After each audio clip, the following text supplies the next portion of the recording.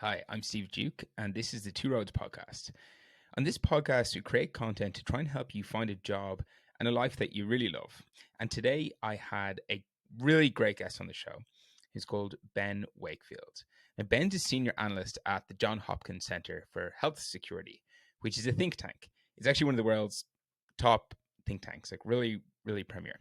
And if you don't know what a think tank is, that's fine because we get into all of that during the episode. But essentially, Ben does some really, really interesting work around biosecurity, health emergency preparedness and response, civilian and military collaboration, basically looking at all these major international health threats, either deliberate or accidental around the world, and trying to advise either government or other parts of the public on how to act and respond to those. So he's had a busy few years, but it's just a really interesting space. And the reason I wanted to talk to him is this. So for the last couple of months, I've been going through this journey of deciding what I want to do with my own next step. And that's why I started recording this podcast, because I'm talking to all these interesting people and I wanted to record those conversations and share them with others.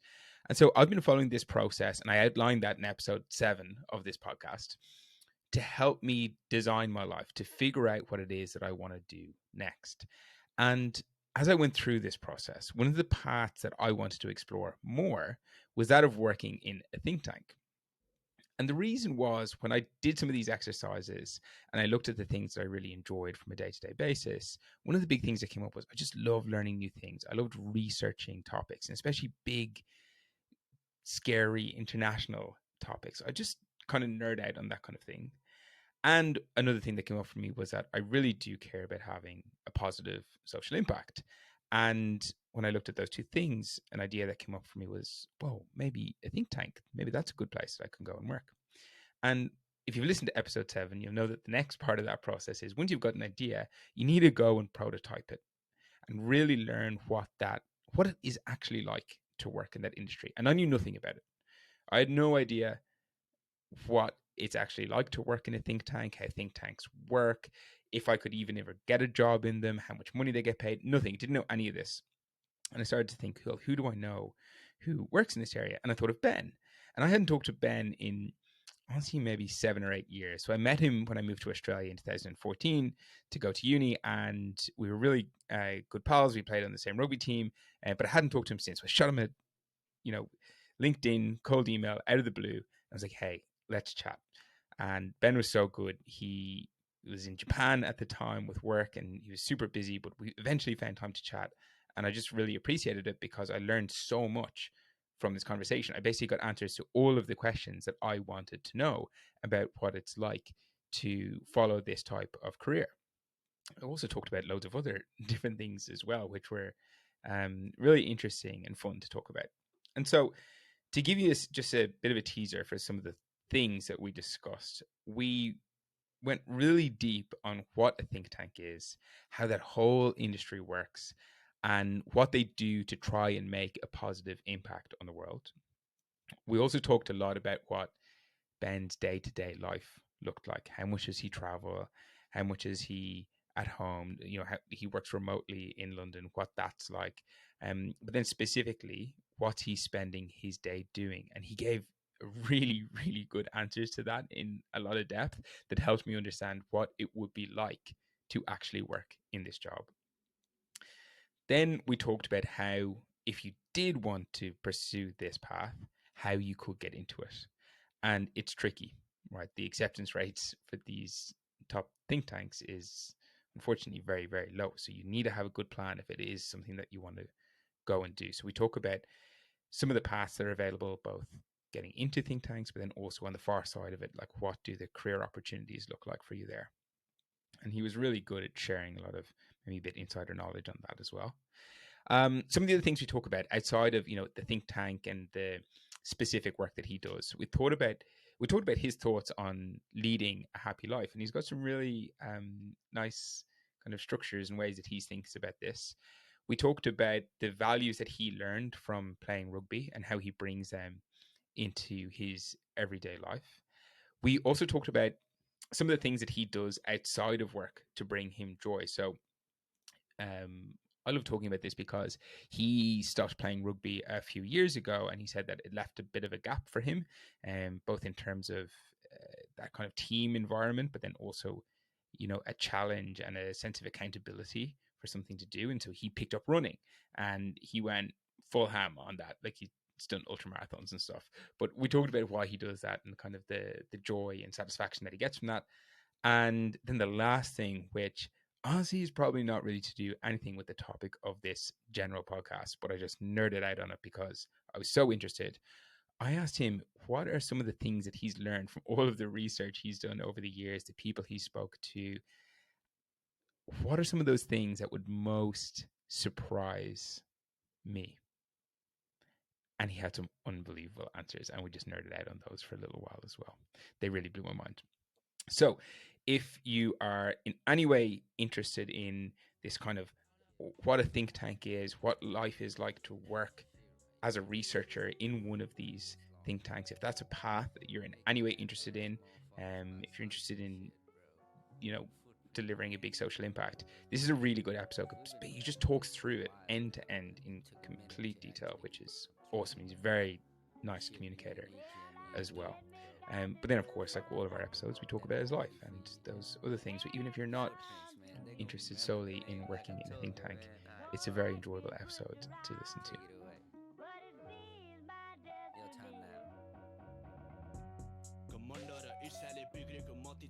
Okay, Ben, my first question is, when you were a kid, was there something that you wanted to be when you grew up?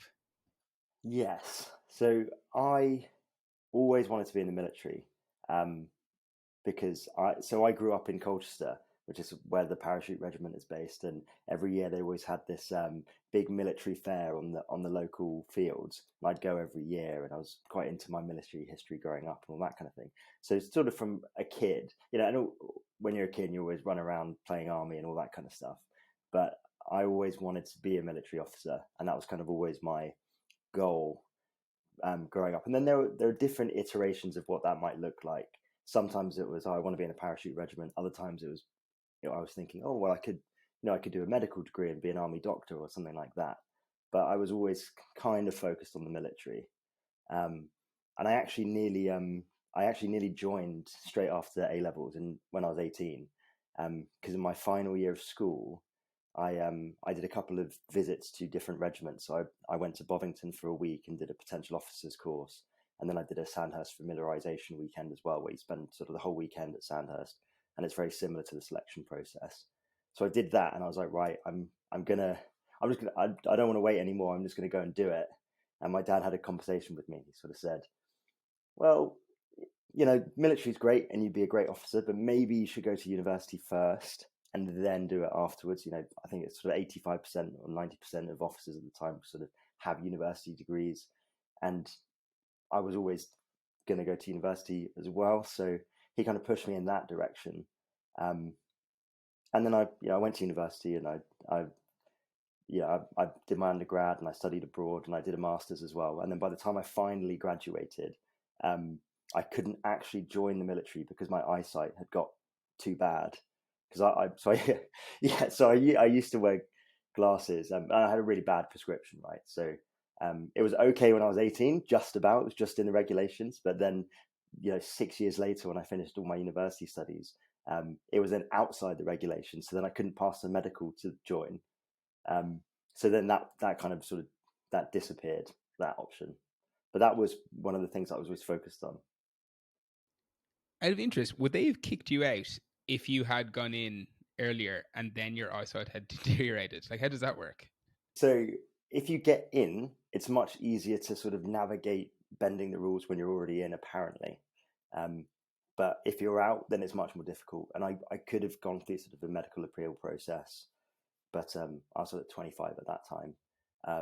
I'd already got a job at Chatham House as well, and I thought, well, I was thinking about doing that. I went and got laser eye surgery, so I don't wear glasses anymore. Got laser surgery, then found out even if you have laser surgery and your eyesight's perfect, you can't join if your eyesight was outside the regulation before you had the surgery. So I still would have had to do an appeal, and it kind of dragged on a bit. And I was like, you know what, this path is closed for me, but I'll do something else. But yeah, that was the thing I always wanted to do. Interesting. I'm thinking about that scene in Pearl Harbor where they have to pass like the eyesight tests, and he's like memorized, all the letters across the thing. And he's like, don't take my wings away. I did think about doing something like that. Yeah, that's interesting. So was your dad in the military then? No, he also wanted to join, but his dad talked him out of it because his dad was in the RAF. But yeah, he sort of talked him out of it, and I said, no, just join the family business and become a surveyor. So he did that, and he did well from it. But he always said to me, you should do what you want to do, and if you want to join the military, you should. But yeah, it didn't work out. But yeah, from a kid, that was kind of what I always wanted to do. But then as I grew up, there were also different things I thought about, because I remember when I was, when at GCSEs, you got to choose your subjects and you got to choose your A levels, and it starts setting you on a path to, the direction you're going to go in. At that point, I was like, I don't know what I want to do. So I thought, do I want to do medicine? Do I want to do law? Do I want to do, English literature? So even at sort of 16, I was thinking about all of those things. And so how do you because you obviously didn't end up in the military, as you said, right? So how do you describe what you do now? So I work. It's a little bit complicated what I do. My current role that I've just moved into, but I'm a policy researcher, I would say, in health security is my field. So the first job I had, which I've just left, so I was at Chatham House, which is the Royal Institute of International Affairs. I was there for 5 years as a researcher, working in the global health program. And the work that I did there was sort of at the intersection of international security and global health issues. So things like infectious diseases, outbreaks, pandemics, deliberate use of infectious diseases, so bioterrorism, biological weapons, how those kinds of issues impact the world, how to help prevent or mitigate them, how to improve responses to them, that kind of stuff. But a think tank, I mean, I can go back a little bit and sort of explain what a think tank is, because it's, if you don't know what a think tank is, it's just a little bit of a bizarre sounding word, to be honest. But a think tank is essentially a institute or organization of researchers who work on policy relevant issues. So it's different from academia in that you're researching issues specifically to influence policy or public opinion or government actions. So it has a real world impact and a direct real world link to the work that you're doing. Whereas some elements of academic work might be more theoretical or in the pursuit of knowledge, but not necessarily bridge the gap into policy making, something like that. But there's a big overlap between people that work in academia and people that work in think tanks. And interestingly, now I'm based at a research center which is attached to a university. So I work for a university now, but I'm not an academic. But I do research there. So it gets a little bit complicated in that sense. Did that make sense? I think there's a little bit of a roundabout way of explaining it. No, I actually think it makes perfect sense, but I do have a couple more questions because I'm very interested in it. Okay, hold up 1 second. I'm sorry to have to interrupt this episode, but I do want to remind you that if you want more content on how to find a job and a life that you love, you can find it on our socials. So on Instagram, go to Two Roads Pod, and on LinkedIn, just find my personal account called Steve Duke. And of course, these podcasts are released weekly where I interview people, and that's extremely helpful for people to get inspiration and hear other people's stories and how they did it and what they're going through. But I also release a ton of other content as well to help you both figure out what it is that you want to do and also how to then make that actually happen. So LinkedIn and Instagram. At LinkedIn, Steve Duke, just my name. And then on Instagram, you can find us at Two Roads Pod. So, like, what is typically like the outcome of your work or that of a think tank? You're obviously hoping to influence policy, but are you writing papers, hosting discussions? Like, what's kind of the tool that you have to implement or to affect policy? Yeah, good question. And I should also start by saying that not all think tanks are the same. And within that sort of banner of think tanks as a type of institution, you've got a huge range of different types of institutions. So some Chatham House, where I worked before, is independent. It's an international affairs think tank. So all the work that they do is focused on international affairs. They're independent, so they don't have a political leaning. They're not left or right wing. They don't take political positions on things. Um, Sometimes the researchers at that institute might disagree with each other even on different issues. Whereas other think tanks are specifically partisan organizations. So you might get a right wing economic think tank that only works on promoting right wing economics, or you might have a left wing think tank that only works on promoting those kinds of ideas. So there is a range of the types of institutes that you get under the think tank banner, and I think also that then impacts the kind of work they do as well. But you mentioned sort of papers, events, convening, and those are all typical outputs that you would have working at a think tank. So you might, as part of a research process, you might conduct a load of interviews. You might host a roundtable of experts and practitioners and policymakers to gather their views on things, write up all those pieces of information, combine them, put them in a digestible policy brief document. So, you bring all that information together and it's easy to read. It's not too long, it's clear, it's concise, it has obvious recommendations that you can then hand to the right people so that they can read it and easily understand all the work that you've done. But in other instances, you might host a panel discussion on an event and invite academics or members of parliament or heads of state to come and talk about the issue, and then that can be sort of live streamed, or it might be something in person. But all of those kinds of things are typical bits of work that you might do at a think tank. And when you talk about, say, like handing, like reports to the quote unquote like right people, is that like the policymakers and the politicians, or like who specifically are kind of reading these end reports? Another good question, and that depends entirely on who you're trying to influence or what the work is about. So in some cases, it might be policymakers. It might be, in some really high profile pieces of work, it might be heads of state. It might be top level ministers that are responsible for certain departments or issue areas. In other cases, it might be members of the public. You want to inform members of the public on a certain issue. So the audience depends on the piece of work that you're doing, but that's something that would be determined at the start of a project, and it depends on sort of how much influence you're trying to have during that part of the project, if that makes sense. Because also some think tanks do conduct advocacy, so they will sort of advocate for the work that they've done and try and get it in front of people. Others, Chatham House doesn't do advocacy, for instance. It publishes stuff and it might disseminate that information, but it will let other people advocate using that material, if that makes sense.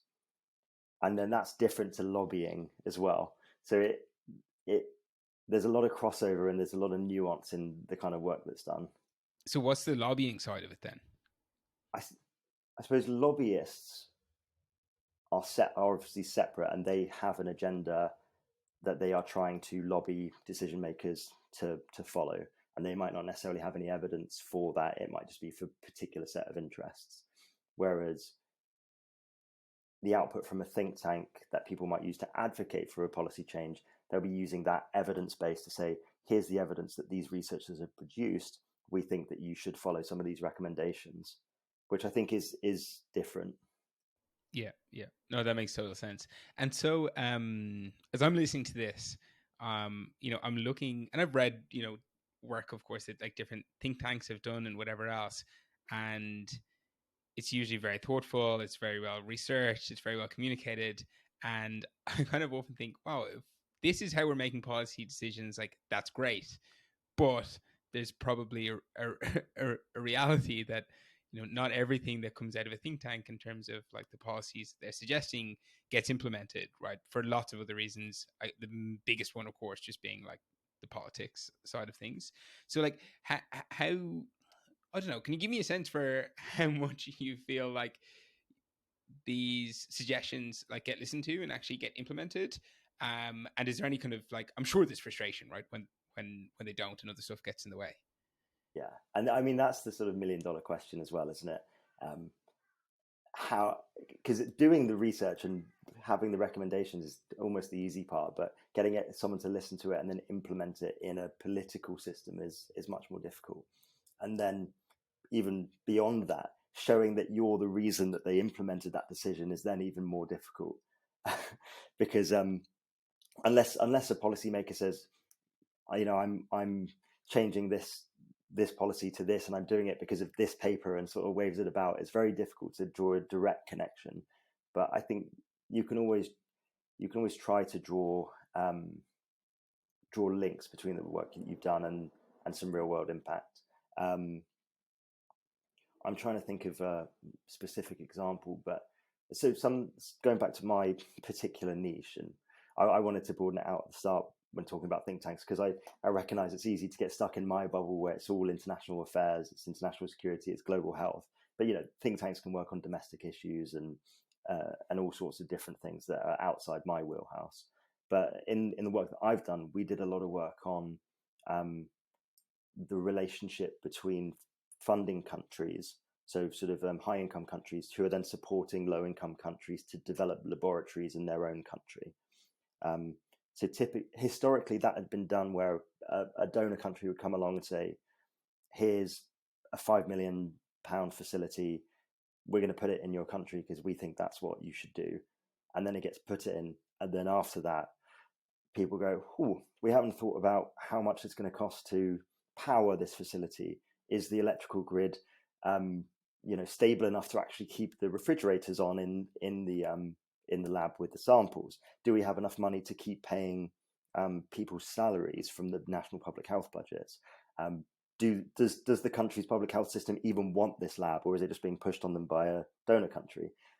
So our project, we were trying to change that and make it more of an equitable relationship between the host country and the funding partner, so that it would be driven by the needs and the local context of that country, and that all of these common sense things could be accounted for. So we did a big piece of work on that, and then that led on to countries using a tool that we made to decide whether they needed to put a lab in or not, or refurbish existing labs. So people started using that tool, and then I think we can say, we improved this process, and therefore the facilities that went into that country because we did that work.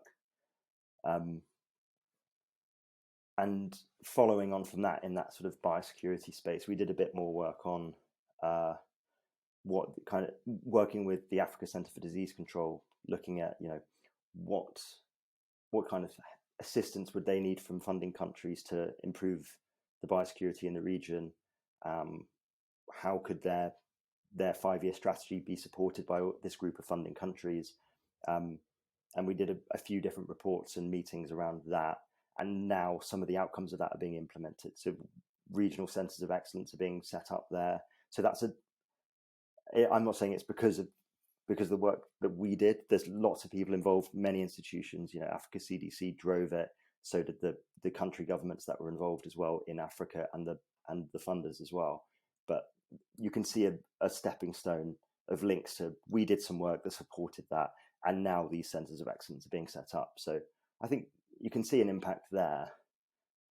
But sometimes you might write something, you get it to a policymaker, they go, this is a brilliant idea, but the minister's not going to agree to it, so it's not going to happen, not under this government, not at this time, not in this setting. So that can be frustrating.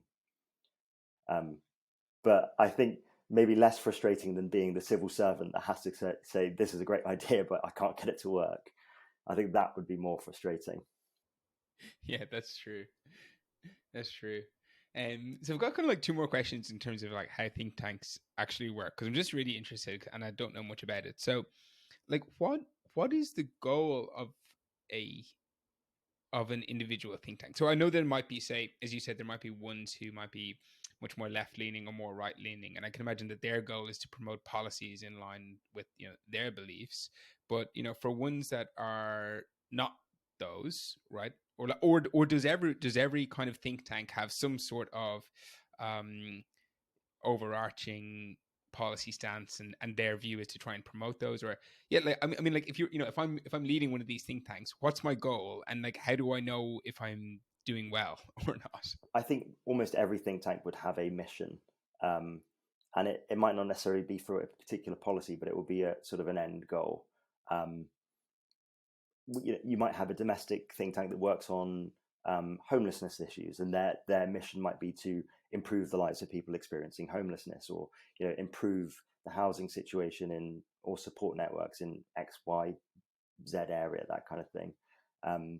For Chatham House, which is an international affairs think tank, the overarching mission of that institute is to promote a sustainable, just, and peaceful world. So quite a big mission, but if you think you've got regional programs, so programs that focus on Africa or Russia and Eurasia or the Americas, you've got programs like the one that I used to work in, the Global Health Program, that focus on global health, international law, international security, all these different areas that then support that mission. But those individual programs will then have submissions as well of things that they want to achieve, and then individual projects themselves will have policy goals and objectives of small changes that they want to make. So I think most think tanks will have this big overarching mission, and then the programs underneath them will have submissions that support that, and then individual projects will have objectives and goals that are the little steps towards causing that impact. And I think that's pretty universal. And do they tend to be funded, like, are they not for profits typically, and like funded by donors, or is there a different kind of business model? Typically, they're not for profit and non-governmental organizations. There may be some for-profit think tanks, but it's not something that I've been involved in or been interested in. So all the think tanks that I've worked for and have worked with have been not for profit, and the funding models vary across think tanks. So if you have a partisan or a political think tank, they will probably be funded by interested parties to promote that kind of thinking and that kind of worldview. Where I work now at Johns Hopkins University at the Centre for Health Security, we're funded by a range of different funders. Some funders give us money to support various activities across the board, so we can decide what kind of work we do. Otherwise, we will design a project and then submit it to a funder.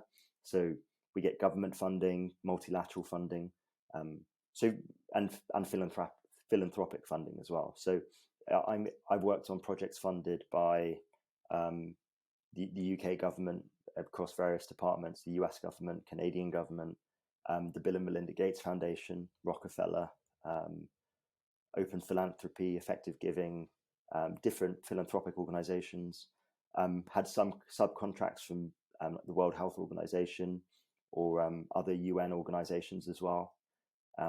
So it varies. And because where I've worked has been we've generally have been independent institutions that are non-partisan and sort of have these big missions of improving.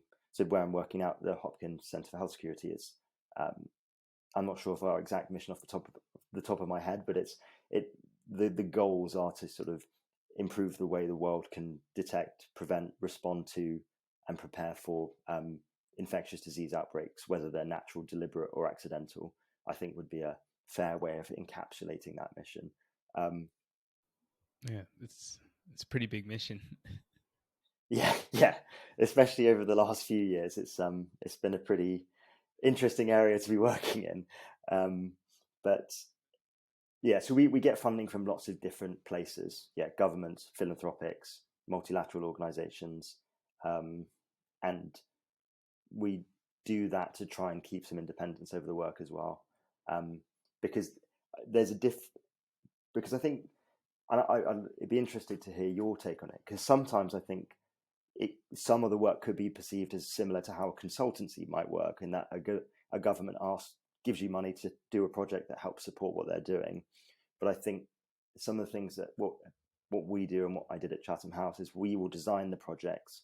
We will say there's a need for this work to be done, and then we will say to funders, we need this amount of money. Could you contribute to it? As opposed to someone coming with money and saying, could you do this for us? Which I think is different as well. Yeah, definitely.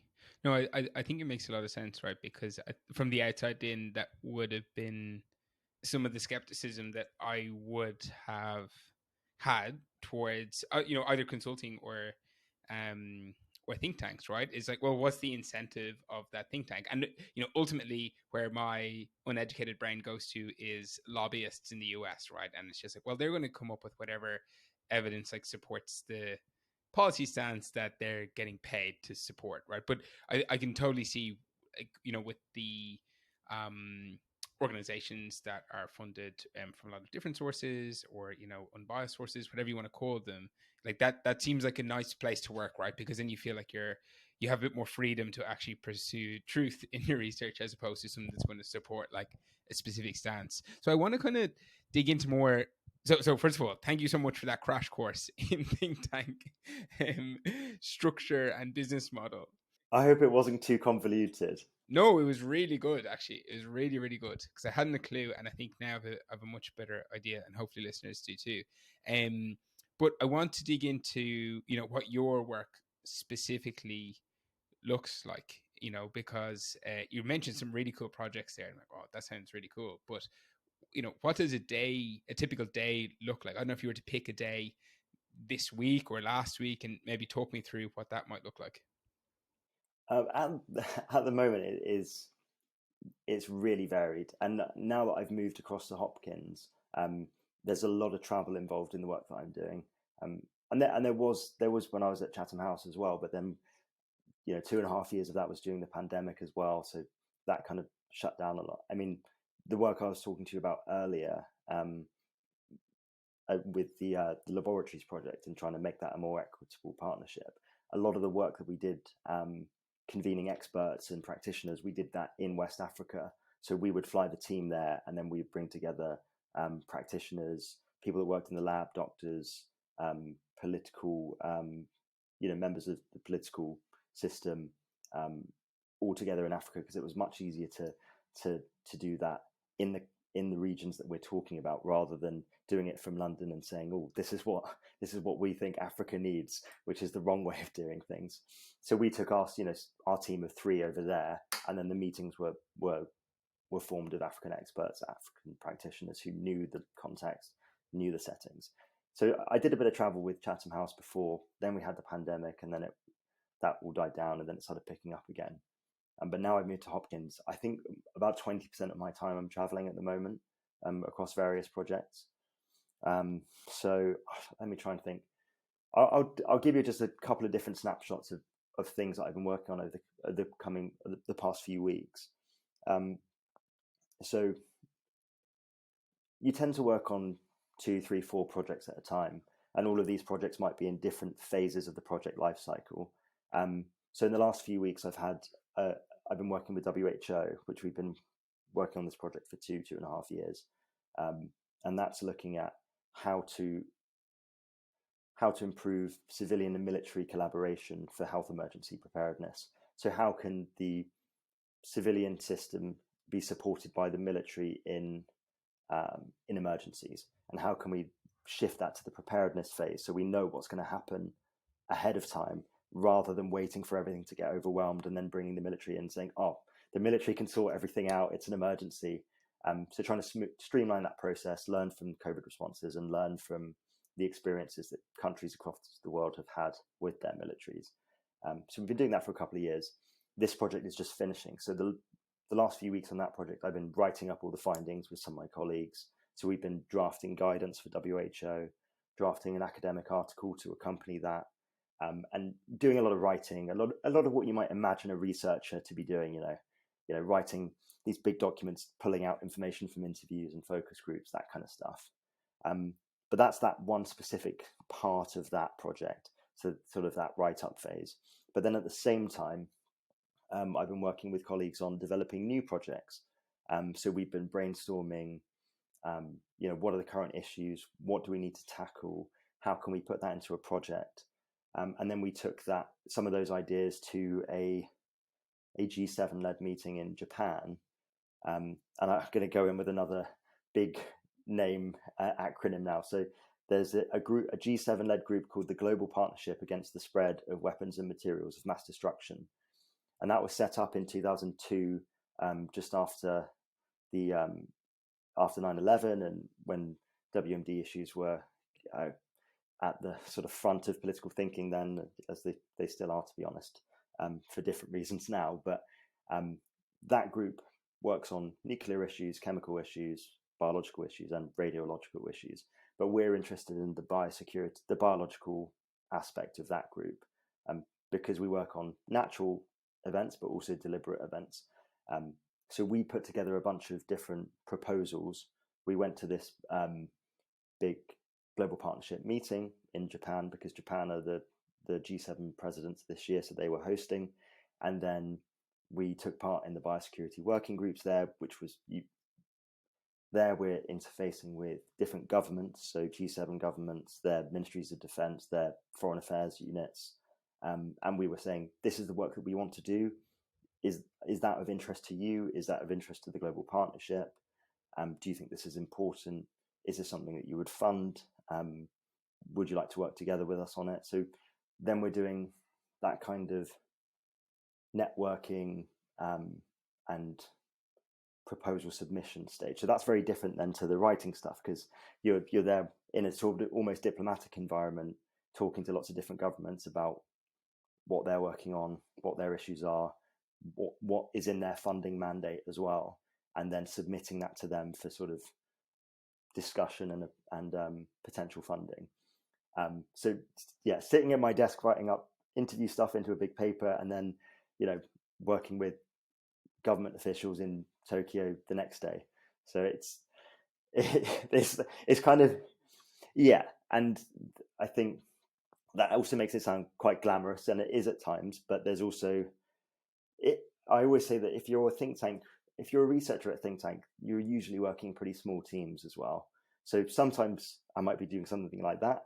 Other times I might be making a slide deck of who's who for a meeting, or I might be, preparing a presentation to report on the project that we've been working on, or to present to a group of stakeholders or policymakers, or I might be coordinating internal meetings to try and get the right people together to work on a new project, or catching up on different things. So, or maybe writing an invite for a roundtable meeting that's part of a project. So you kind of, and we have coordinators and administrative staff as well who do more of that. But I think when you work as a think tank researcher, you kind of do a little bit of everything. So you do that traditional academic style research, you interview people, you do quantitative analysis if that's your skill set. You write up findings, you analyze transcripts, that kind of stuff. You do literature reviews and you write that stuff up. Other times you might have to do financial reporting on the budget for a project that you've got, or write a narrative for a funder to tell them what you've done, or you'd be booking your flights for a meeting in your hotel. It sounds kind of similar to when I was a consultant in some ways, in terms of you've got some core, you've got core work on your project, which might be either people or stakeholder oriented, or the actual work itself. And then you've also got all this kind of peripheral work that has to, make the show go on, whether that's internal or, recruiting or whatever else it may be. So, okay, that gives me a good insight. Do you like it? Yeah, I love it. And I do like the variety as well, because sometimes, when you're doing this really big brain stuff of, going through 50 interviews and trying to find the themes and writing it all up, that can be quite, it's a lot of work to sit down for hours at a time and do that for your brain. So sometimes it's then nice to be like, okay, today I'm gonna write invites for people for this meeting, and I'm gonna do a spreadsheet of our invitees and who's what's their title, where do they work, and what's their expertise, all that kind of stuff. So you get that organizational stuff, then you get that sort of intellectual stimulation as well.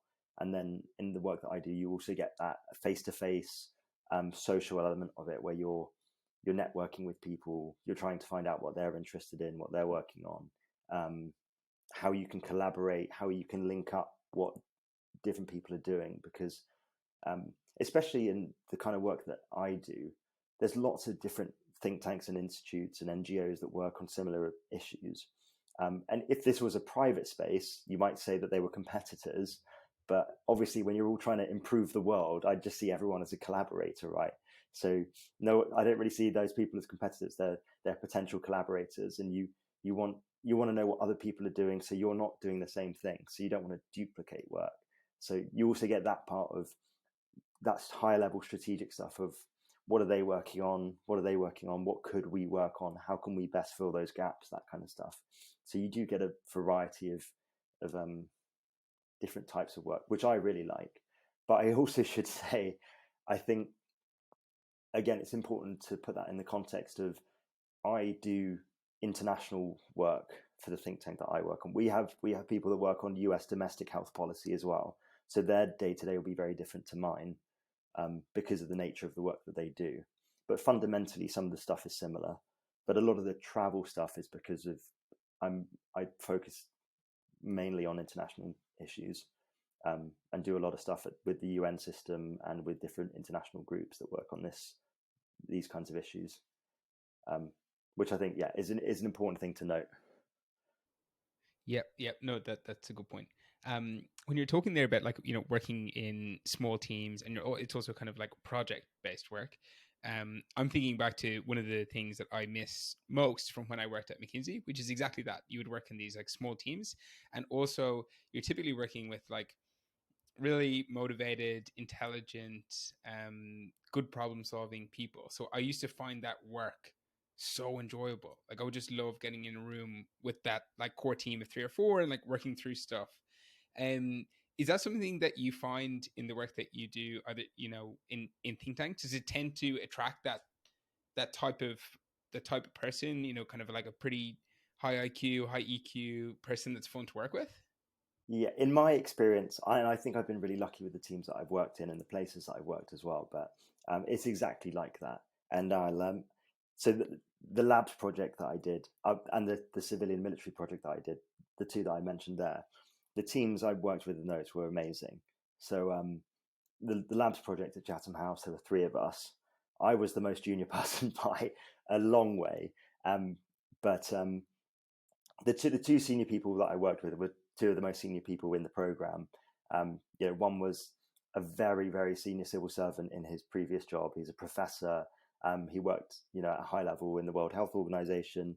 And the other person, she also worked for a very high level in the World Health Organization. She was a serious journalist before that. These people have sort of 20, 30 years more experience than me as well. So and more in some cases. So it was just the 3 of us, working week to week on that project for 3 or 4 years, and then we would travel to the country together and then work with all these other senior experts that we pulled together. So it was, like really intelligent people, really switched on, really good to work with, really focused. So that was an amazing experience. And on the Civ Mill project that I just wrapped up now. That was actually a collaboration with Johns Hopkins. So I moved across from the Chatham House team to the Hopkins team. Although we'll skip over that part. We're all friends now.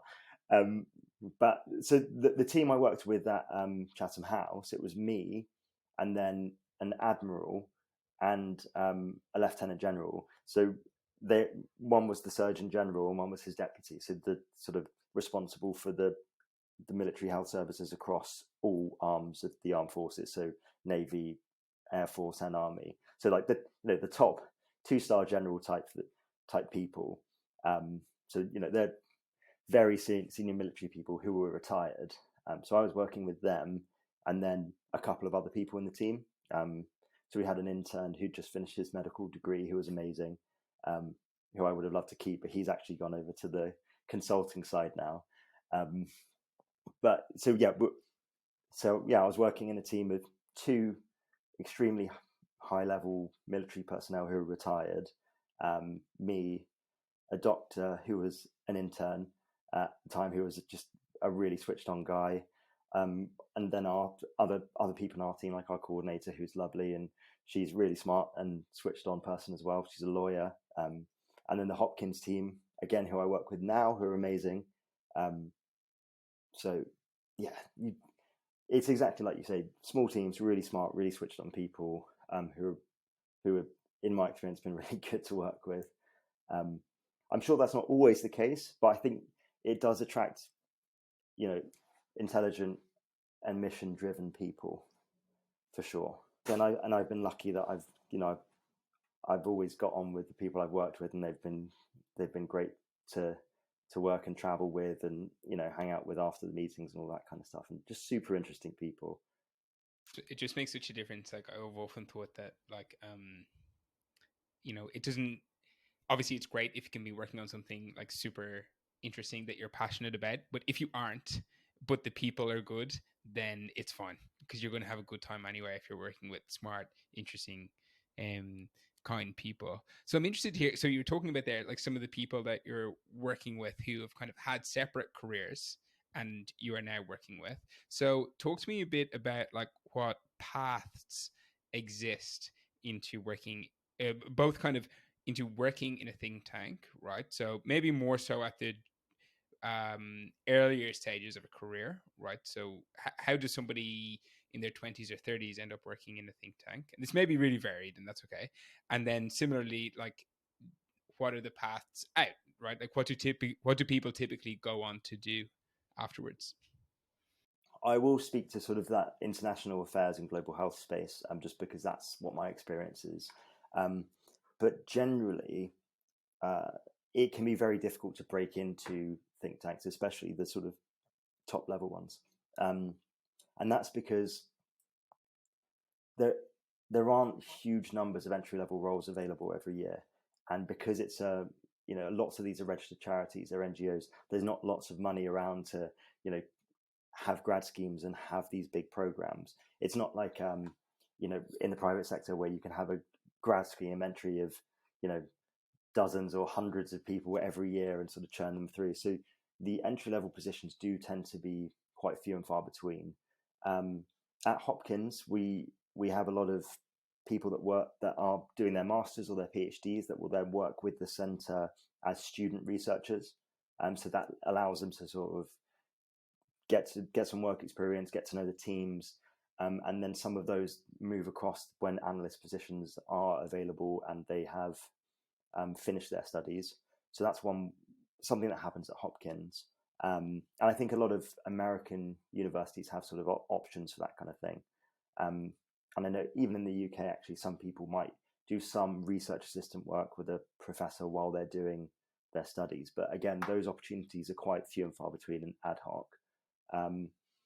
Internships are one of the best ways to get in. So at Chatham House, they had an internship program, which is paid London living wage, because a lot of institutes offer unpaid internships, which is a whole, it has a lot of difficulties with it, especially for people that can't afford to work for free, which is quite a few people. But Chatham House had an internship program, which is actually how I joined.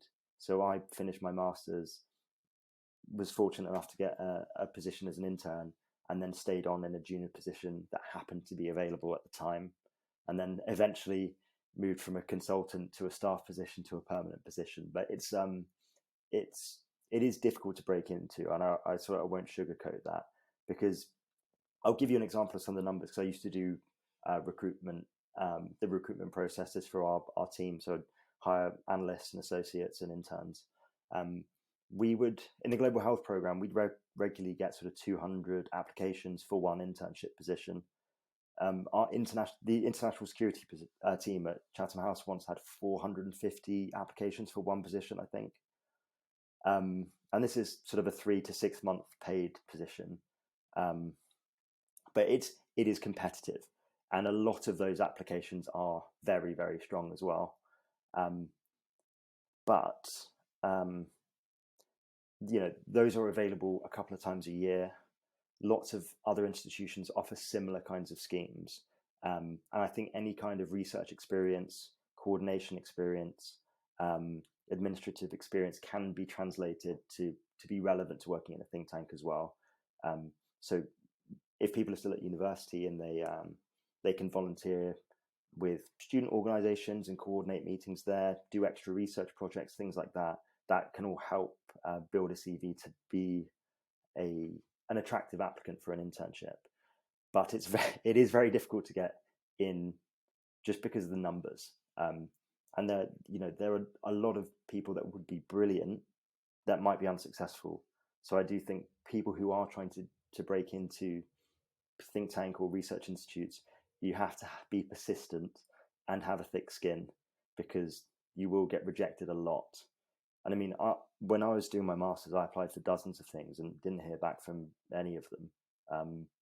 So you just have to keep trying until you get in, and you get a break. But there are lots of other things that you can do, even if it's not your first choice think tank or somewhere like Chatham House or Johns Hopkins. There are other places you can get relevant experience. So not entirely sunshines and rainbows on the entry answer, but I mean, moving from the very entry level, from the internship position, often people are hired across who have research assistant or research analyst or coordination experience from other charity sector organizations or other NGOs where there's translatable skills. And I think it depends what the institutes are focused on and what you've been working on and how that aligns, that kind of thing. I'm interested if so it's obviously like a super high demand role, and it's attractive to the types of people who are coming out of uni probably with great grades and great experience and everything else, and they're weighing up other options, like maybe it's consulting or banking or something else. How does it compare from a compensation perspective? It is significantly different. So you're never going to be on the same level as sort of private sector money in think tanks. It's not terrible, but it is sort of the charity sector. It is an NGO. I think the civil service is a reasonable comparison, but there are different benefits there. So you probably get paid more as a civil servant and have better benefits, depending on which organization you're with. So I mean, entry level positions could be sort of 26 to 30K, and even directors are unlikely to be much more than 100 and something. So the pay scale is very much aligned to that charity NGO sector, but depending on where you work and how disciplined you are, you can have a good work-life balance. You do really interesting and rewarding work. You can have an impact. You work with amazing people, and you do get a lot of good opportunities out of it. So, and you mentioned about what are the exit opportunities or sort of the stepping stones. So a lot of people might, and some people might do this before or after as well. So you might, typically in international affairs stuff, people might move from a think tank to the civil service, or to a multilateral organization. So they might move to NATO or to the WHO, or any other UN agency or organization. They might move to another think tank. They might decide to move into academia, become a professor, or they might decide that they want to get paid more and move across to consulting. And that is quite common in different areas as well, or whether that's sort of management consulting, or especially in climate issues. There's a lot of movement between think tanks and some of the big consultancies. And then in other, area studies, if you're in the Russia and Eurasia program, sometimes people might move into risk advisory consulting or business intelligence, that kind of stuff. So that there are different options, and people move both ways as well.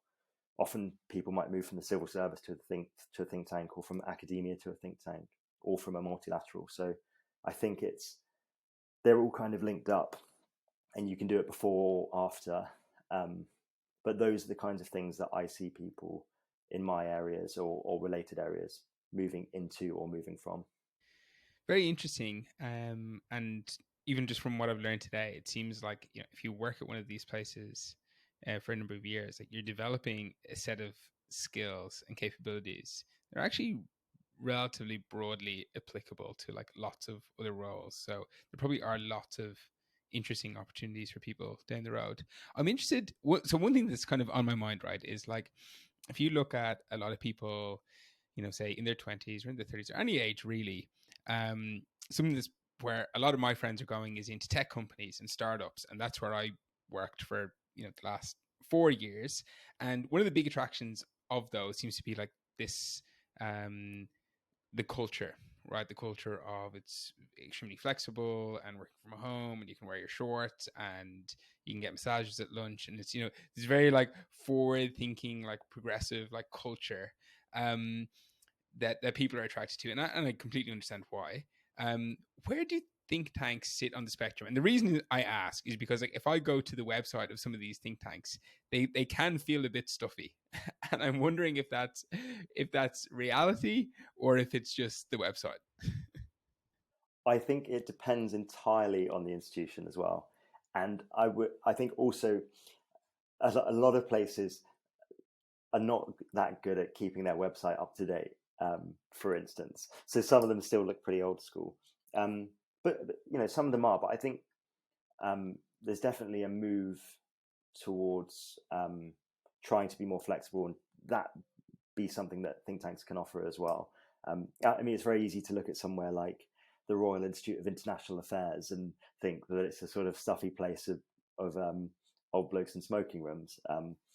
But I know I'm talking a lot about Chatham House, but that's where I did a lot of work before. But they're really good at. They've been really good at sort of trying to embrace hybrid working, changing the setups of the building so there's more spaces for people to meet up and brainstorm and have a more engaging space in that sense. So I think while there are elements of traditionalism in some of these places, a lot of them are embracing more startup-y ways of working. And I think a lot of organizations are generally coming out of the pandemic, right? I mean, my role now, I work for an American university in Baltimore, but I'm based in London. So I'm fully remote. But I've got one other colleague here who fortunately lives around the corner from me. So we meet up. But I go out to the US a few times a year, and I do a lot of international work anyway. So that doesn't matter too much. But say 5 years ago, I never would have been able to be in this role working from London for Johns Hopkins. Are there any like quote unquote like startup think tanks? Any ones that were kind of founded quite recently who do things a bit differently, or does it tend to be kind of the Chatham House and John Hopkins that dominate the space? So I mean, the oldest ones are obviously the most well established and have historical links, and they've got all the top experts and all that kind of stuff. But there are new and innovative think tanks as well. And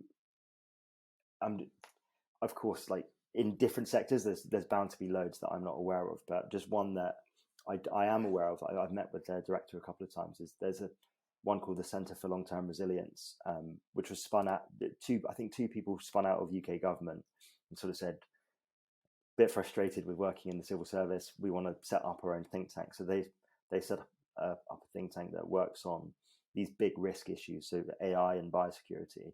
And I think they've only been around for 3 or 4 years now, but they're growing and trying to do things in a different way. But I do think I don't want to speak for them either, but they're a group that I've noticed as doing something new, and they seem to be pretty well connected now and building a good reputation. So it is possible to do things in a startup way. But then I think fundamentally, the kind of work that these institutions need to do is always going to be quite similar, in that it's convening, it's connecting, it's influencing policymakers, it's writing reports, it's getting policy recommendations together. So maybe that's me being too stuffy. Maybe there are new and different ways to do things, but I think even with the new startups, it's still similar kinds of work. But I will actually add that even when I was at Chatham House and with Hopkins as well, um, institutions are shifting to new ways of disseminating information. So, not many people are going to read a 40-page report, even if they're interested in it. You need shorter pieces of, shorter documents. You need videos, you need podcasts, you need clips that are shareable and digestible. You need to engage with people on different social media platforms. And I think even a lot of the big traditional think tanks like Chatham House or RUSI or IISS, they're all shifting to doing more of that, and trying to engage people in different ways, and again, like we were speaking about at the start, it's about knowing who your audience is. If you're trying to influence a minister, then maybe you need a one-page briefing document they can get on their desk. If you're trying to make the general public aware, or people under 30 aware about a particular issue, then you need to share a minute-long video on Instagram or on Twitter or other social media platforms. To get people talking, you need engaging bits of content. So I think organizations are shifting to try and do more of that when they're targeting different audiences. That's a good point. So I know you work in kind of one broad area, but you've had the chance over the last number of years to see lots of different areas, right? Whether that be ones that you've worked on directly, or even just, within the organization that you worked in, or even that you've just heard about, right? So is there a specific area that you think is just particularly interesting right now? Like, obviously the hot, sexy topic is AI, like you mentioned, or, is there something that you're like, oh my God, I just think that's so interesting right now? There are so many of those. um, like you said, AI is the big one, and I think AI and cyber issues and how they impact everything are those big, interesting areas. But I think it's really hard to single out a specific issue, because there are so many things that I think are important right now. What I find quite interesting as well, and which some of my colleagues work on, is sort of how technology, social media, and information is shared and how that impacts the world. So looking at sort of dis and misinformation, I just think that has such far-reaching consequences for everyone. And you can pair that in with AI as well. How that influences elections, how it influences societies, how it influences how people in their own countries or own areas see each other or see people in other countries, how it shapes the way we think about different issues. I just think that is such a big thing. I know obviously dis and misinformation has been around for forever, but the way that people can be targeted and influenced through social media now, I just, it's starting to catch up with us. But I think there's a serious amount that needs to be done to sort that out. Is there anything that, any one thing that you learned or perspective that you gained that, the majority of people would be blown away by, or that might really surprise people, like if you told them? There's probably a few of those things. I always think, talking about social media and dis and misinformation, which isn't particularly my area, it's just something that I find interesting. I think a lot of people would be surprised to know that a lot of the disagreements and arguments and nasty comments that you see online aren't by real people. They're just by bots that malicious actors are using to try and make people upset and to try and waste people's energy and to try and create division. I think there's a lot more of that than people realize. So, malicious actors trolling with bots. So when you go on Twitter and you see, Dukey 6743201 says something controversial about migrants or about a minority group, or about Brexit or about something, a lot of the time that is just going to be a bot or some like a sponsored malicious actor trying to make an issue. What types of people are behind those?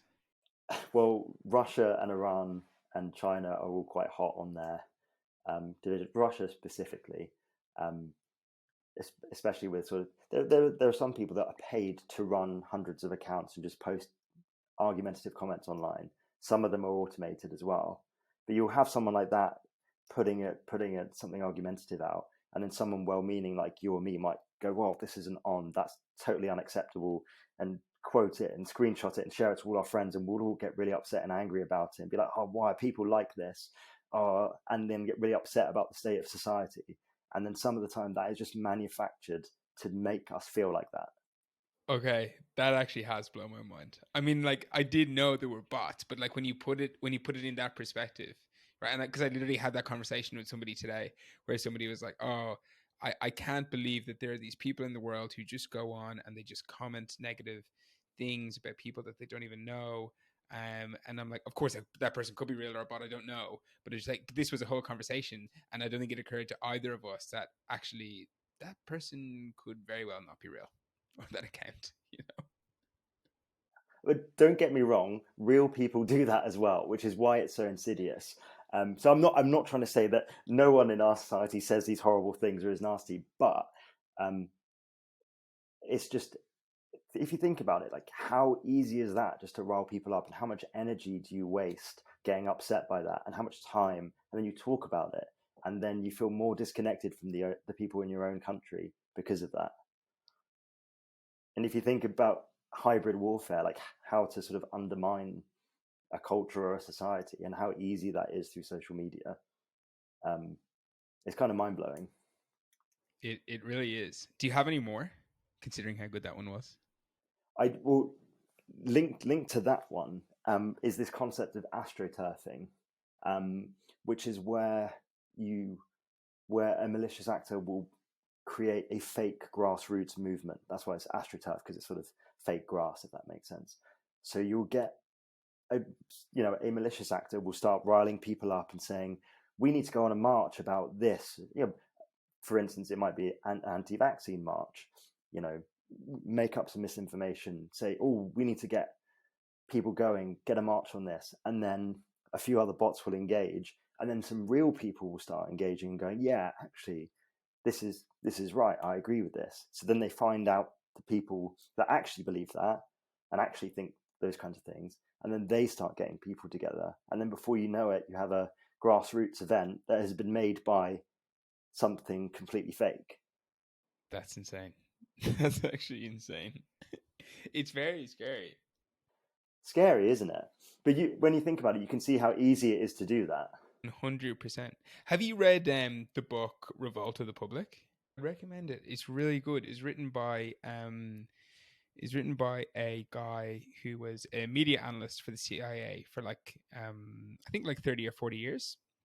And his whole insight was that when he started out, he could basically get a sense of the perception of a society, or what that society was thinking about, by reading like 3 or 4 main papers in every country around the world. And that was his job. Like he would wake up, read the papers in all these countries, and then be able to report pretty accurately on like what the mood of the country was.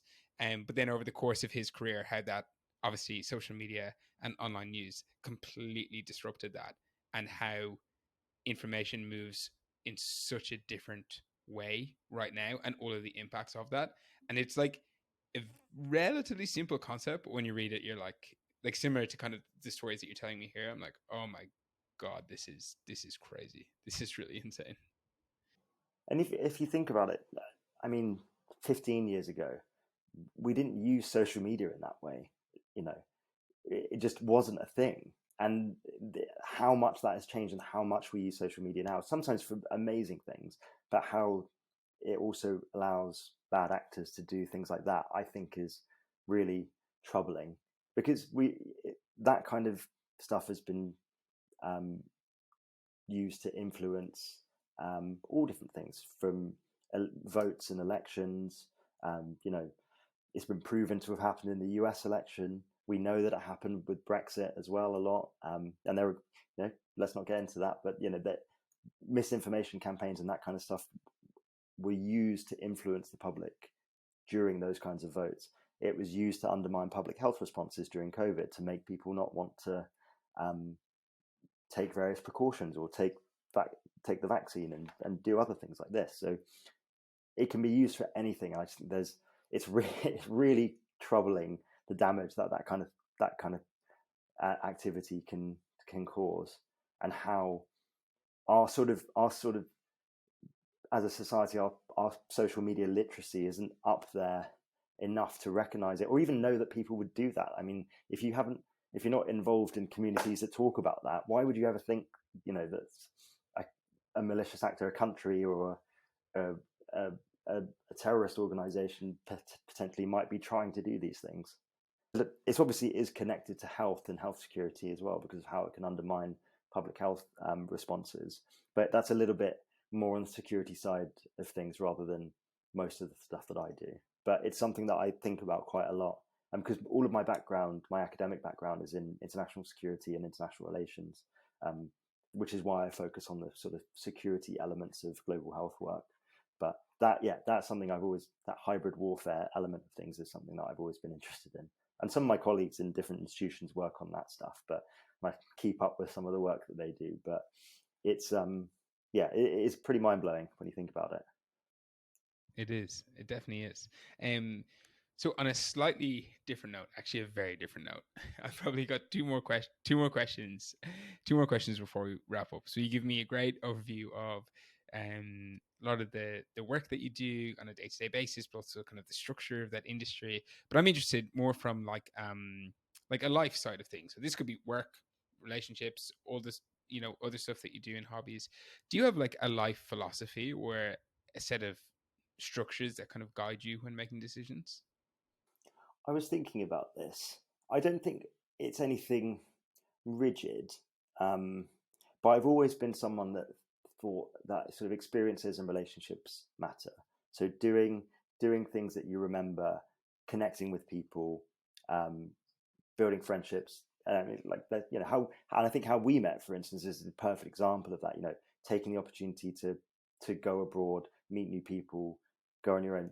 So trying to make the most out of every opportunity and every situation in that sense is one thing. But if we talk about sort of a work perspective, I've always wanted to have a balanced life. So I didn't want everything to be about work, and I always wanted to have something that was intellectually stimulating and rewarding and had a net positive impact for society or the world, or however you look at it. So I didn't want to go into just sort of private sector work. And again, I don't want to. There's not a slight on private sector work. It's very important. It keeps the economy going. But for me, I was always public sector focused. So if I wasn't going to join the military, I wanted to join the Foreign Office or a think tank, or that kind of stuff.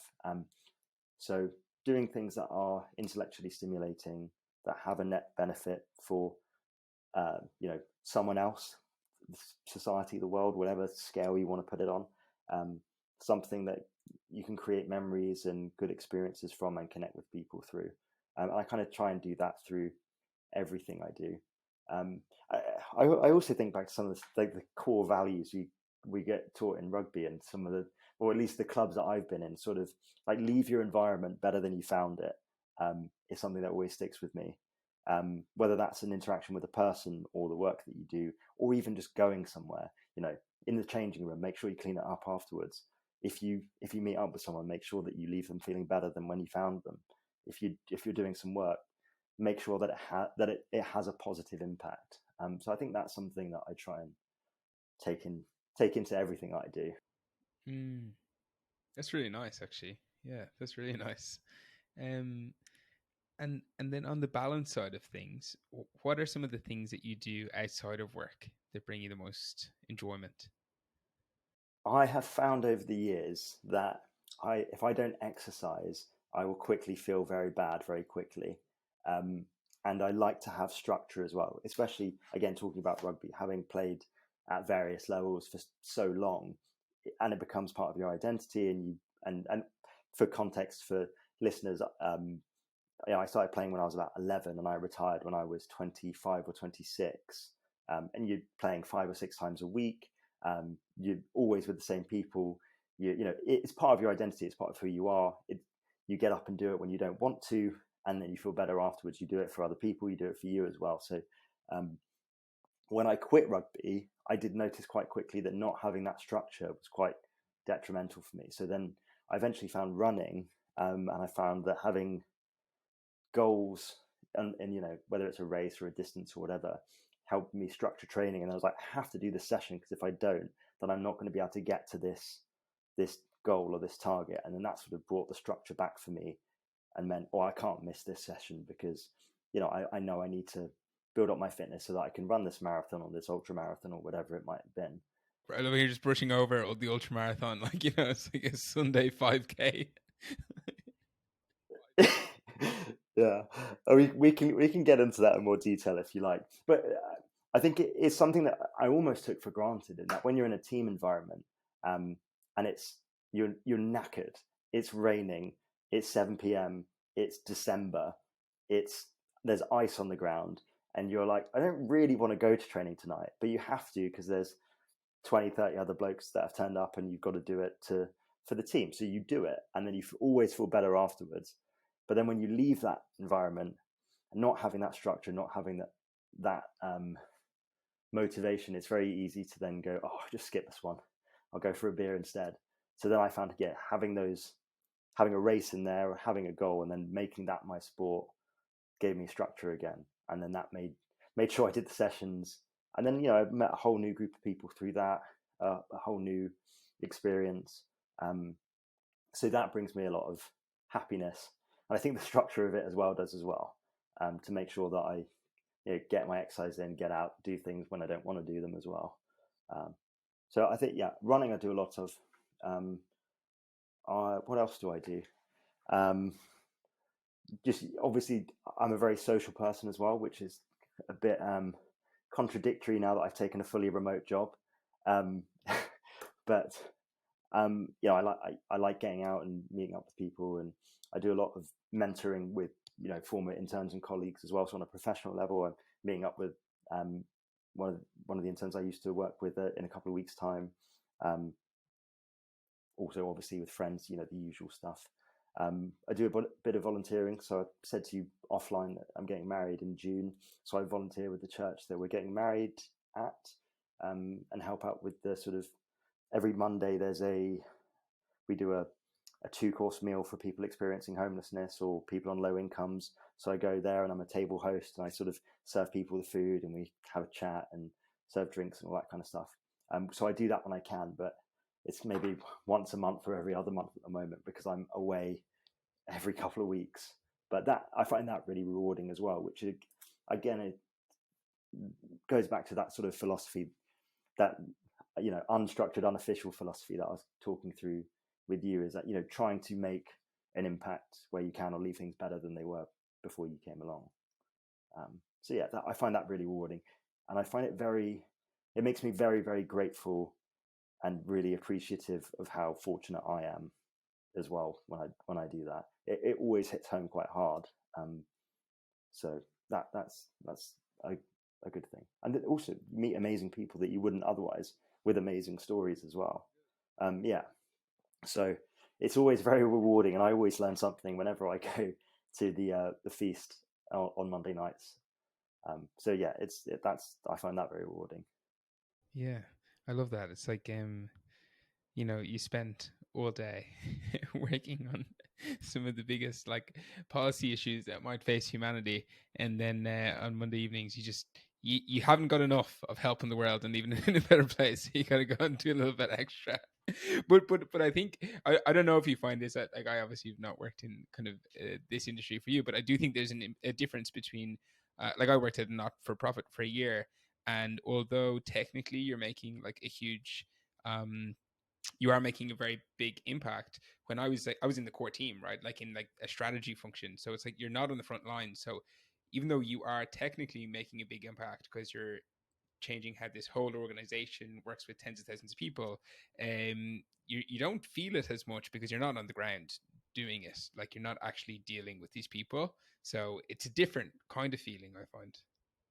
That is such an important point as well, which I think links back to what we were talking earlier in terms of the impact that you make. How can you see it? And if you're working in a if you're working in an international affairs think tank on big ticket issues, you may never be you probably never be able to quantify the impact that you've had. Whereas if you're a paramedic or a nurse or a doctor and you treat one person, you know, I've done that and I've made this tangible impact on someone. But then I speak to, you know, doctors who've say maybe worked in A&E and did that hands-on clinical work, and they go, yeah, this is great, I've saved this number of people, but I want to make the big ticket changes so that I can improve the lives of thousands of people. So there's always that sort of how can I make more impact? Am I making impact? Am I doing the right thing here? Am I putting myself to the best use or not? And I think it's just important to remember that you're part of a bigger system that's working towards bigger change, even though that's harder to feel or quantify because it's not tangible. But for some people that can be frustrating, and you know, at times it definitely is. I'm sure a lot of my colleagues would agree that you don't feel like you're saving the world sometimes. You feel like you're just, you know, writing papers and, you know, going through the motions. But I think you've got to keep perspective as well, and you've got to believe in what you're doing and hope that you are pushing things in the right direction. And then if you don't feel like that, then maybe you need to think, well, how could I change what I'm doing or what we're doing or move so that I can be making that impact? But it's definitely something to be conscious of, because it sounds, yeah, so I don't want to be presenting myself as some kind of saint doing all this amazing stuff. But it is easy to feel disconnected and be like, well, I could be doing humanitarian work, or I could be, doing something more direct and more tangible. But I think that's one of those things you've got to fight with and balance and rationalize when you do that kind of higher level strategic or further removed work. But it's an important point. Listen, Ben, I think that's a great spot for us to finish up. So thank you so much for coming on and humoring all of my questions and giving me a crash course in everything about think tanks and, you know, your own work and your life. I've really, really enjoyed it. An absolute pleasure. Thank you for having me on, and just having the opportunity to talk about all this kind of stuff. I hope it's been understandable and not too convoluted, because I know at times some of this stuff is complex, and I hope I've been clear. But it's been really, really good fun and great to see you again as well. Super. Awesome. Thanks, Ben. I hope you enjoyed that chat that I just had with Ben. There's a couple of things that I particularly took away from it. The first one was it's just so clear talking to him that he gets a real sense of satisfaction from the work that he does. And it's really an intrinsic sense of satisfaction. I think there's two parts of that I just picked up from my chat with him. So the first one is that he seems just genuinely interested in the types of topics that he covers, right? And so he gets to nerd out on this stuff all day. And that's so cool. It's so nice when the reward of the work that you do is the work itself. And I feel like I didn't ask him, but I feel like this, you know, in the evenings or the weekends, like he's reading up on this stuff that he ends up working on anyway.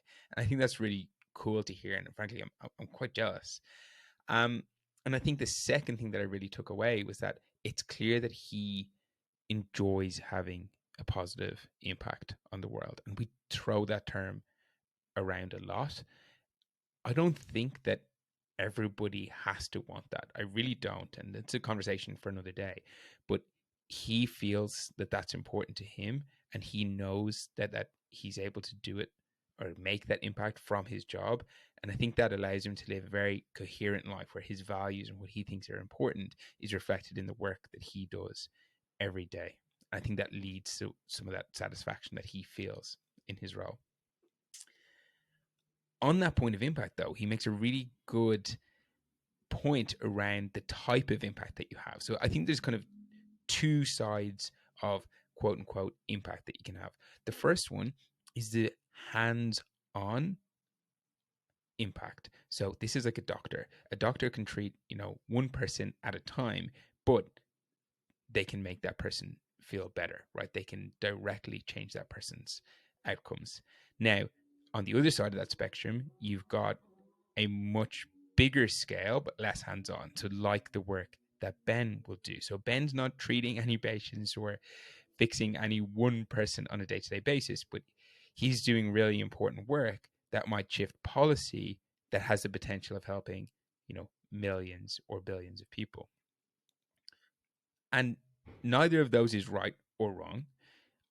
But if you want to make an impact, I think what's important to realize is which one feels better to you. Because he talked about doctors who were having this really big one-to-one impact, but they actually they felt that they needed scale. They wanted to make things move at a bigger scale and to have leverage on their time and their work. And that was important to them. So some doctors have shifted. And when we interviewed Imran on one of our previous episodes, that was kind of some of his thinking. But on the flip side of it, some people who might work in, say, somewhere like a think tank or a big NGO, they might actually be doing all this work, but not feeling it because they're not meeting the people day to day. And I felt that, right? So I worked at an NGO for like 9 months and I was in the strategy department. And you do all these really impactful work that is going to have a lot of impact at scale, but like it could be any kind of work. Like you're still just sitting behind an Excel model or research or writing a memo. And so it just doesn't feel any different to any other kind of work. And that was the case for me. And so I think it's just worth reflecting when you think about wanting to have a positive impact, which two ends of that spectrum or which end of that spectrum do you want to play at? What makes you feel good? I love just hearing about his day to day, right? I thought he gave such a great explanation, right? He's doing a lot of research, whether that's reading or talking to people. He's spending a lot of time writing, depending on what stage of the project he's at. And then, of course, there's just an organizational side as well, whether that's meeting with his team or planning trips or planning events. And I thought he just gave a really good overview of what that specific day or week in his role might look like. One thing that he brought up that really resonated with me, and we talked about it, was how much he enjoys just working with smart people. And for me, that's really important. People will say it a lot. It's all about the people who you work with. And I think that's so, so true. It's the biggest thing that I enjoyed at McKinsey. So I'm just in this room with smart people. Yes, they're high IQ, but they're also high EQ. And it's just fun being able to work with them. It didn't really matter what problem it was that we were trying to solve. It was just fun on a day-to-day basis. And this conversation with Ben reminded me how much that I value that. So those are a couple of the things that I just found most interesting from the conversation. I hope you found it helpful. Um, if you did and you want more of this, go and follow this podcast on Instagram.